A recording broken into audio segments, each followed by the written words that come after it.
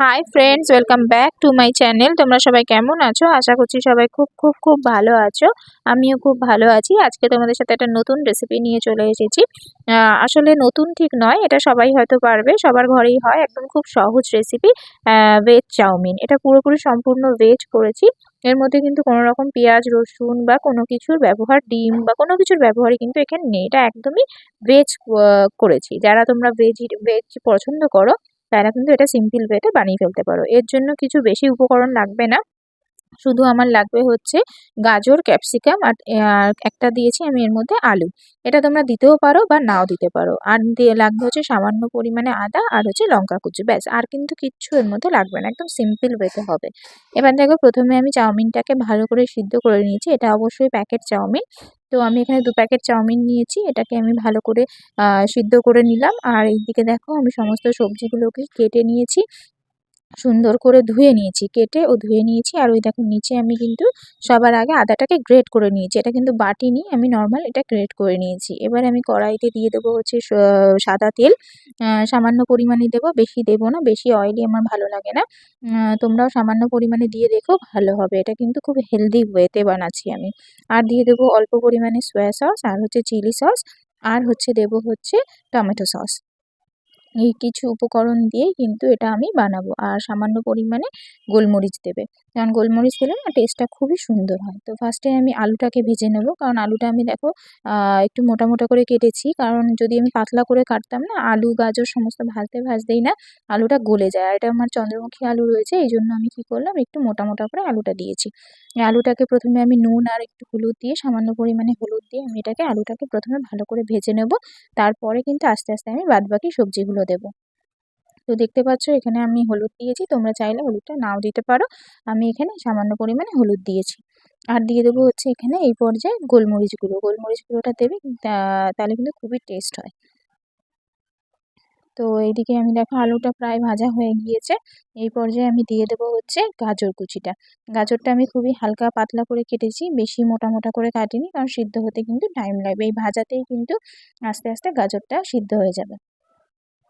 তো আমি গাজরটাকে এর সাথে ভালো করে ভেজে নেব। এরপরে দিয়ে দেবো হচ্ছে আদা কুচি। আদা কুচিটা আমি প্রথমে দিইনি, কারণ তাহলে কিন্তু আদার গন্ধটা থাকবে না। এই জন্য আমি কিন্তু আলু ও গাজরটা ভাজা হয়ে গিয়েছে, এরপরে আদা কুচিটা দিয়েছি। আর এর সাথে সাথে দিয়ে দেবো হচ্ছে ক্যাপসিকাম। ক্যাপসিকামটা তোমরা চাইলে আরও পরে দিতে পারো, কিন্তু আমি একটু মানে বেশি কাঁচা কাঁচা আমার ভালো লাগে না, তাই জন্য কিন্তু আমি একটু ভাজা ভাজা করে নেবো ক্যাপসিকামটা।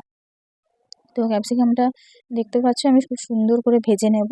একদম গলিয়েও ফেলবো না, আবার কাঁচা কাঁচাও রাখবো না। আমি কিন্তু মানে সবজি আমার কাঁচা থাকলে একদমই ভালো লাগে না। তো সেই জন্য আমি এখানে ভালো করে মানে ক্যাপসিকামটা ভেজে নিয়েছি। আর লঙ্কাগুলোকে আরেকটু কুচিয়ে নিয়েছিলাম। ওখানে আমি প্রথমে যখন কেটেছিলাম লম্বা লম্বা করে কেটেছিলাম, তারপরে ভাবলাম যে না, একটু কুচিয়ে দিই, তাই জন্য কিন্তু আমি দেখছো লঙ্কাগুলোকে সুন্দর করে কুচিয়ে দিয়েছি। তো এটা কিন্তু মনে হচ্ছে দেখে খুবই সিম্পল ওয়েতে হচ্ছে ঠিকই, কিন্তু এটা কিন্তু খুবই টেস্ট হয়। তোমরা কিন্তু একবার বানিয়ে দেখতে পারো।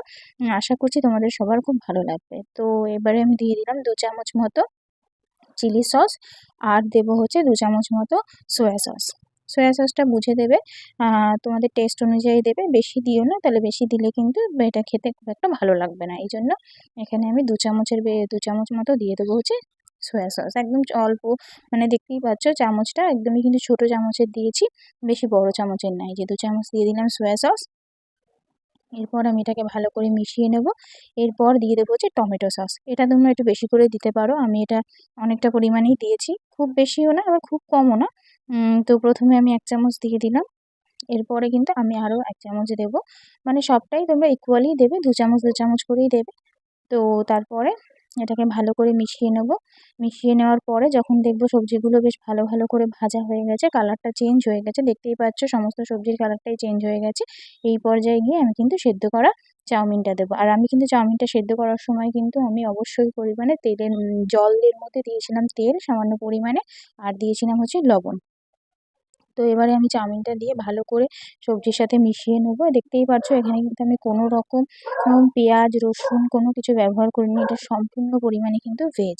তোমরা চাইলে পেঁয়াজ রসুন ব্যবহার করতে পারো, তাতে টেস্টটা একটু ডিফারেন্ট হবে ঠিকই, কিন্তু ভালো লাগবে, খারাপ লাগবে না। তো তোমরা এখানে কিন্তু ব্যবহার করতে পারো, আমি দেইনি, আমি একদম সম্পূর্ণ পরিমাণে ভেজ করেছি, তাই জন্য কিন্তু এখানে আমি পেঁয়াজ রসুন কোনো কিছু ইউজ করিনি, নর্মাল জাস্ট এই দিয়ে আমি কিন্তু বানিয়ে নিলাম। খুব সহজ পদ্ধতিতে এটা বানাতে কিন্তু বেশিক্ষণ লাগে না। সবকিছু জোগাড় করা থাকলে কিন্তু তোমরা 10 মিনিটের মধ্যে এটা তোমরা বানিয়ে নিতে পারবে।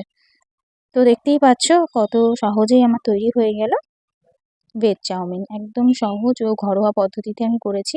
তোমরা চাইলে এই পর্যায়ে চাইলে কিন্তু সামান্য গোলমরিচ গুঁড়ো আরও দিতে পারো। আমি একটু দিয়ে নিয়েছিলাম।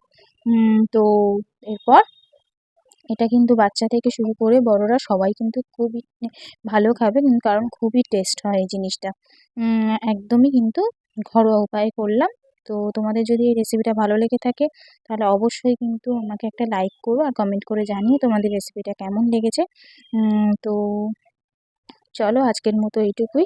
আবার তোমাদের সাথে দেখা হবে পরবর্তী কোনো রেসিপিতে। তো চলো, টাটা, বাই বাই।